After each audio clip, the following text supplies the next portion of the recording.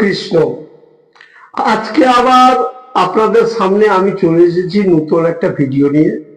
ভগবানের কৃপায় আশা করি আপনারা সকলেই ভালো আছেন, আমিও ভালো আছি। আজকের ভিডিওর বিষয়বস্তু হচ্ছে আপনজন কি। তাহলে শুনুন, এক গুরু তার এক শিষ্যকে খুব মনের মতো শিষ্য পেয়েছিলেন বলেই শিষ্য তাকে অফার দিয়েছিলেন যে তোমাকে আশ্রমে থাকতে হবে। শিষ্য বললে, না না গুরুদেব, আমি কোনো মতেই আশ্রমে থাকতে পারবো না। আমার ছেলে আছে, স্ত্রী আছে, বউ স্ত্রী আছে, বাবা আছে, মা আছে, বৃদ্ধা বাবা মা, এদেরকে ছেড়ে আমি থাকতে পারবো না। কেন তুমি থাকবা না? গুরুদেব বলছে। শিষ্য বলছে যে না গুরুদেব, আমি এদের ভরণ পোষণ করছি, আমি এদেরকে দয়া মায়া আছে, আমি এদেরকে থাকতে পারবো না, এরাই হচ্ছে আমার আপনজন। গুরুদেব ঘুরিয়ে বলছেন যে না, তোমার আপনজন ও নয়। না গুরুদেব, আমি কিছুই বুঝতে পারছি না কে আপন কি। তাহলে তুমি এক কাজ করো, এই যে তোমাকে একটা বড়ি দিচ্ছি, সেই বড়িটা নিয়ে যাও, নিয়ে গিয়ে তুমি ঠিক বিছানায় বসে তুমি শুয়ে তুমি এই বড়িটা খাবা। দেখবা তুমি নিজের মতো হয়ে গেছো, তোমাকে দেখে কান্নাকাটি করবে, কিন্তু তুমি সব কিছু জানতে পারবা, বুঝতে পারবা, কিন্তু কথা বলতে পারবে না, তোমার শ্বাস প্রশ্বাসও ঠিক মতো বলবে না, মানে মৃতের মতো হয়ে যাবা। যাও, তারপর আমি আসছি। শিষ্য ওই কাজই করলো।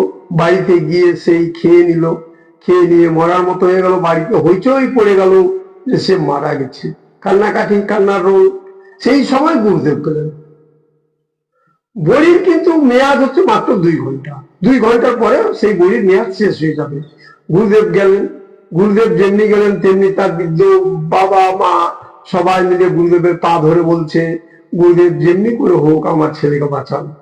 তার বউ বলছে যে যেমনি করে হোক আমার স্বামীকে বাঁচান।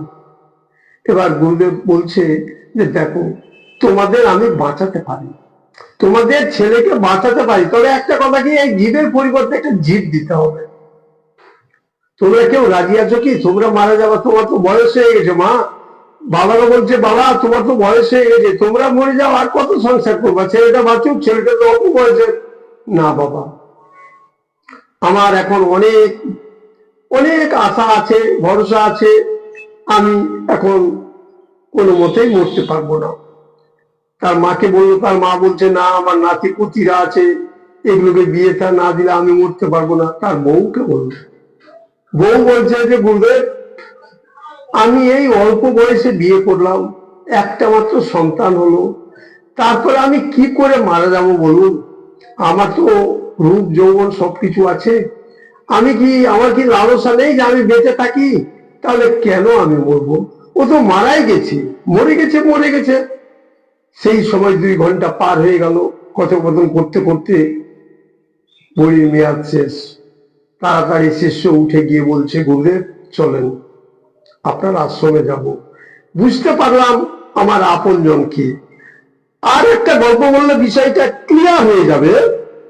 এক রাজার 4 রানী ছিল। বড় রানী হচ্ছে ভগবতী, মেজ রানীর নাম রূপবতী, সেজ রানীর নাম আলাপবতী, ছোট রানীর নাম হেলাবতী। বড় রানী ভগবতী যা চায় রাজা তাই দেয়। মাছ চায়, মাংস চায়, বড় দামি গহনা চাই, যা চাই, কাপড় টাপড় যা চাই, দামি দামি জিনিস সেই রাজা দেয়।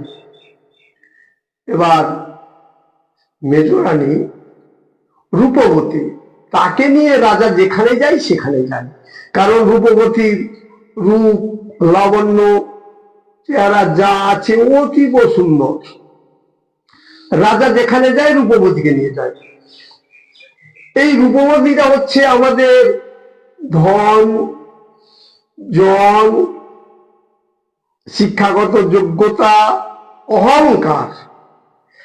এই আমি এমএ পাস, আমার অনেক টাকা আছে, আমার ব্যাংক ব্যালেন্স আছে 15 লাখ টাকা, আমার 16 বিঘা জমি আছে, এই যে আমার মতো শিক্ষিত কেউ নেই, এই রকম অহংকার, জমি জমা ধন জনের অহংকার, এই হচ্ছে রূপবতী। আর প্রথমে যেটা বললাম ভগবতী কথা, সেই ভগবতী হচ্ছে এই আমাদের পেট। পেট যখন চা চাইছে তখন তা এনে দেয়। এবার সেজরানী আলাপবতী, সে তার সাথে কেবল আলাপ আলোচনা করে, কি করলে চলা যাবে, কি করলে ভালো হবে, উন্নতি হবে, আয় হবে, এরকম কেবল আলাপ আলোচনা করে। আর 4 নম্বর বউ যেটা হেলাবতী, তাকে হেলা করতো। হেলাবতী যদি কিছু চাইতো তাহলে সোজাই বলতো যে ঠিক আছে পরে দেবো, তোমাকে পরে দেবো, কিছু বললে ঠিক আছে তোমার কথা আমি পরে শুনবো, এরকমই করতো। একদিন রাজা চিন্তা করলেন, আমি যখন জন্ম নিয়েছি তখন মরতেই হবে, আমি যখন মারা যাব তখন আমার সহমরণ কি হবে। 4টা রানীকে ডাকলেন, 4টা রানীকে ডেকে বলছে যে আমি যখন মারা যাব তখন আমার সহমরণ কি হবে। সোজা ভগবতী বলছে যে তুমি যখন মারা যাবা তোমাকে ছেড়ে আমি চলে যাব, মানে আমাদের দেহ ছেড়ে চলে যাবে। গল্পটা ভালো করে বুঝে দেখুন, দেহটা আমাদের ছেড়ে চলে যাবে মানে দেহটাকে পুড়িয়ে দেওয়া হবে। এবার রূপবতীকে বলছে তুমি কি যাবে আমার সাথে? রূপবতী বলছে না না, আমার রূপ যৌবন আছে, তুমি মরার পরে আমি যে কোনো একটা কাউকে বিয়ে করে নেব। অর্থাৎ জন যা আছে, ধন, ধরুন ওই রাজার 200 বিঘা জমি আছে, মরে যাওয়ার পরে তো তার ছেলে পাবে, তার ছেলেদের বিয়ে করে নিল, মানে ছেলেদের নামে হয়ে গেল। এ হচ্ছে রূপবতী। এবার আলাপবতী, গ্রামের লোকজন আলাপ করে কেবল। গ্রামের লোক বলছে ঠিক আছে, তুমি যখন মারা যাবা তখন তোমার সাথে আমি শ্মশান পর্যন্ত যাব, শ্মশানের বেশি যাব না।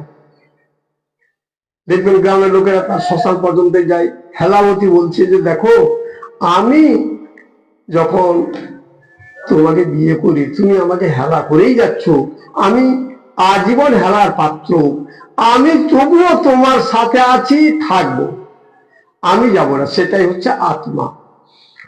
তাই আমরা গীতায় প্রমাণ পেলাম, অর্জুনের সাথে স্বয়ং শ্রীকৃষ্ণ সব সময় ছিলেন, তাহলে অর্জুনের আপন লোক হচ্ছে স্বয়ং শ্রীকৃষ্ণ। তাই গীতার শেষ অধ্যায়ে বলেছে যত্র যোগেশ্বর কৃষ্ণ যত্র পার্থ ধনুর্ধর তত্র শ্রী বিজয় ভূতি ধ্রুবা নীতি মতির মম। যেখানে কৃষ্ণ এবং যেখানে পার্থ আছে সেখানে শ্রী বিজয় সব কিছুই আছে। তাহলে আপনজনকে আশা করি আমরা ক্লিয়ার বুঝতে পারলাম। এবার যদি আমার ভিডিওটা ভালো লাগে তাহলে আপনারা সাবস্ক্রাইব করবেন, লাইক কমেন্ট শেয়ার করে আপনারা পাশে থাকবেন। হরে কৃষ্ণ।